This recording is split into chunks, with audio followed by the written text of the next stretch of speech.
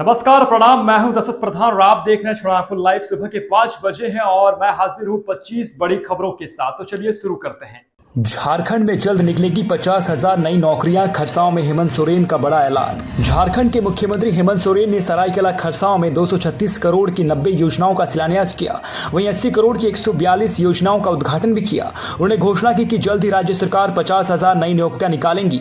CM ने बुधवार को 1.23 लाख से अधिक लाभुकों के बीच 244 करोड़ की परिसंपत्तियां वितरण भी किया। विपक्षी दलों पर हमला करते हुए कहा कि झारखंड में शासन करने वाली पूर्ववर्ती सरकारों ने यहाँ के विकास के लिए कुछ नहीं किया। पूर्व की सरकारों ने झारखंड को बीमारू राज्य बना दिया था। हम मिलकर झारखंड को पिछले राज्य से अग्रणी राज्य की श्रेणी पर ले जाने का काम करेंगे। हमारी सरकार ने राज्य के विकास को लेकर गाड़ी लकीर खींची है। झारखंड के मुख्य सचिव बदले, एल खंग्याते बने नए सीएस। झारखंड के मुख्य सचिव बदल दिए गए हैं। नए सीएस एल खंग्याते बने हैं। इससे पहले सुखदेव सिंह राज्य के मुख्य सचिव थे, लेकिन अब उन्हें एटीआई के महानिदेशक बना दिया गया है। इससे पहले एल खंग्याते एटीआई के महानिदेशक थे। झारखंड सरकार के ग्रामीण प्रशासनिक सुधार तथा राजभाषा विभाग ने इस संबंध में सूचना भी जारी कर दिया है।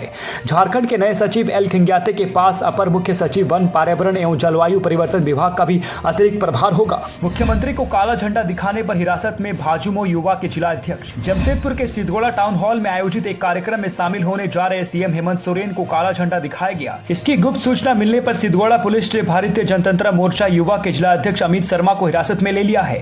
उन्हें बिरसानगर थाना में लेकर रखा गया है। अमित शर्मा को हिरासत में लिए जाने की जानकारी मिलने पर पार्टी प्रवक्ता आकाश शाह के नेतृत्व में काफी संख्या में पार्टी के पदाधिकारी व कार्यकर्ता बिरसानगर थाना पहुंचे। उन्होंने वहां पहले अमित शर्मा से मुलाकात कर जानकारी हासिल की। इसके बाद थाना प्रभारी से मिलने का प्रयास किया। थाना प्रभारी मुख्यमंत्री के आगमन के कार्यक्रम में विधि व्यवस्था की ड्यूटी में व्यस्त रहने के कारण खबर लिखे जाने तक पार्टी कार्यकर्ताओं से नहीं मिल पाए, जिसके कारण हिरासत में लिए जाने के कारणों का सही आकलन नहीं हो पाया है। झुमरी तलैया में कुरियर कंपनी के कार्यालय से दिन दहाड़े 1 लाख की लूट। कोडरमा जिले में बुधवार को दिन दहाड़े 1 लाख रुपए की लूट हो गई। दिन दहाड़े कुरियर कंपनी में हुई लूट के बाद इलाके में हड़कंप मच गया। पुलिस को इसकी सूचना दी गई। पुलिस मौके पर पहुंची और जांच शुरू कर दी है। बताया जा रहा है कि झुमरी तलैया थाना क्षेत्र के देवी मंडप शीतला माता मंदिर रोड में संचालित कुरियर कंपनी इकॉम एक्सप्रेस के कार्यालय में अपराधियों ने दिन दहाड़े लूट की घटना को अंजाम दिया है। दोपहर करीब 12:40 में 5 हथियारबंद बदमाशों ने 1 लाख रुपया नगद, सीपीयू व मोबाइल फोन लूट ले गए।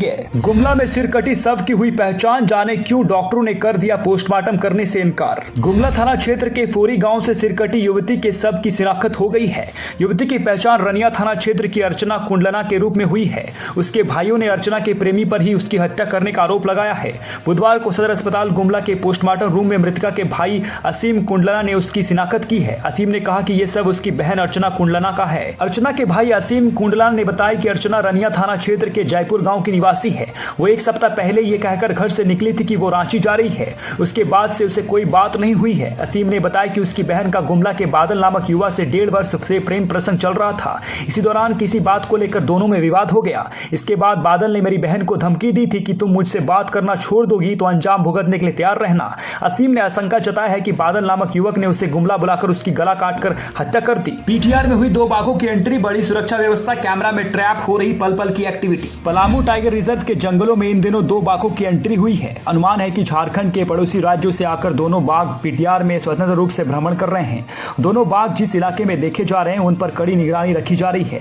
सुरक्षा कारणों से बाघ देखे जाने वाले इलाके का खुलासा नहीं किया जा रहा है और उनके तस्वीरों को भी शेयर नहीं करने का निर्देश वरीय पदाधिकारियों के द्वारा दिया गया है। पीटीआर में पिछले 9 महीनों से 3 बाघ देखे गए हैं। अलग अलग जगहों पर 3 अलग अलग बाघों के तस्वीरों के कैमरे में कैद होने के बाद पीटीआर प्रबंधन में खुशी देखी जा रही है। बोकारो में तूफान मैचोंग के कारण लगातार बारिश, टूटकर गिरा 11,000 वोल्ट की तार, 6 गायों की मौत। चक्रवाती तूफान मैचोंग का असर झारखंड में भी दिख रहा है। साइक्लोन के प्रभाव से राज्य के कई जिलों में बारिश हो रही है। बोकारो में भी लगातार वर्षा हो रही है, जिसके कारण नवाडी प्रखंड के ऊपर घाट में कंचकीरा स्थित सब स्टेशन के समीप 11,000 वोल्ट की बिजली तार टूटकर गिर गई, जिसके चपेट में आने से 6 गायों की मौत हो गई। मौसम विभाग ने अपनी पूर्व अनुमान में बुधवार और गुरुवार को साइक्लोन मैचोंग का असर ज्यादा पड़ने की उम्मीद जताई थी। पूर्व अनुमान के मुताबिक बुधवार सुबह से ही झारखंड में मैचोंग का प्रबल असर देखने को मिल रहा है, जो गुरुवार तक जारी रहेगा। मौसम मौसम विज्ञान केंद्र ने शुक्रवार से मौसम साफ होने की संभावना जताई है। कांग्रेस सांसद धीरज साहू के लोहरदगा और रांची स्थित आवास पर आईटी का छापा। राज्यसभा सांसद धीरज साहू के घर पर आईटी का रेड। आयकर विभाग की टीम ने धीरज साहू के लोहरदगा और रांची स्थित आवास पर छापा मारा है। आईटी की टीम पहले लोहरदगा पहुंची थी, उसके बाद रांची स्थित आवास पर भी छापेमारी की। जानकारी के मुताबिक लोहरदगा से कांग्रेस के राज्यसभा सांसद धीरज साहू के ठिकानों पर आयकर विभाग की टीम सर्वे कर रही है। ये सर्वे झारखंड की रांची, लोहरदगा और ओडिशा में स्थित तकरीबन 5 ठिकानों पर चल रही है। अमन सिंह हत्याकांड में बड़ा खुलासा। जेल में पैर दबाने वाले ने ही जिस्म में उतार दी थी गोलियां, आरोपी ने कबूला जुर्म। अमन सिंह की हत्या के आरोपी रितेश यादव उर्फ सुंदर महतो से सरायढेला में पुलिस लगातार पूछताछ कर रही है। उसे सोमवार को 5 दिनों की रिमांड पर लिया गया है। पुलिस सूत्रों ने बताया कि हत्या आरोपी रितेश यादव उर्फ सुंदर ने अपना जुर्म कबूल कर लिया है। उसका कहना है कि उसने ही अमन सिंह को एक पिस्टल से 9 गोली मारी है। पिस्टल के मैगजीन में कुल 14 गोलियां थी।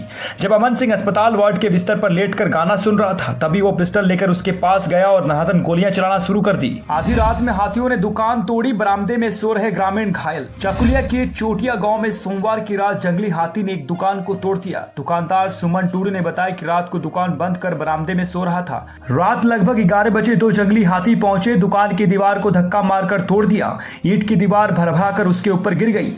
उसके पांव में चोट पहुंची है। हाथियों ने सुधीर महतो व प्रधान टुडू के धान के फसल को रौंद कर बर्बाद कर दिया। घटना से ग्रामीणों में आक्रोश है। उनका कहना है कि हाथियों से हुई नुकसान पर विभाग समय पर मुआवजा नहीं देता है। डेयरी निदेशालय में खुलेगा झारखंड का पहला गिर गाय का फार्म। झारखंड में पहली बार गिर गाय का फार्म विकसित किया जा रहा है। गव्य विकास विभाग इसको धुरवा स्थित निदेशालय के फार्म में विकसित करेगा। इसके लिए 20 गिर गाय मंगाए जा रहे हैं। गव्य विकास विभाग ने नेशनल डेयरी डेवलपमेंट बोर्ड के सहयोग से इसकी खरीदारी की है। इसके साथ ही डेयरी फार्म के लिए 5 गंगातीरी और 5 साहिवाल गाय भी मंगाए जा रहे हैं। फार्म में 1 सप्ताह के अंदर गाय आ जाएंगी। दिसंबर माह के तीसरे सप्ताह में इसका उद्घाटन हो सकता है। राज्य में पशुओं की नस्ल सुधार के लिए इसे लाया जा रहा है। झारखंड में अभी गिर गाय का एक भी विशेष फार्म नहीं है। 4.5 करोड़ से बनने वाली ग्रामीण सोलार मिनी ग्रिड का शिलान्यास। उधवा प्रखंड क्षेत्र के सुदूरवर्ती गंगा नदी के बीच टापू पर अवस्थित दक्षिण पलासगाछी पंचायत के बानू टोला एवं असार टोला में आजादी के बाद पहली बार सरकार की ओर से विद्युत आपूर्ति करने की पहल की गई है।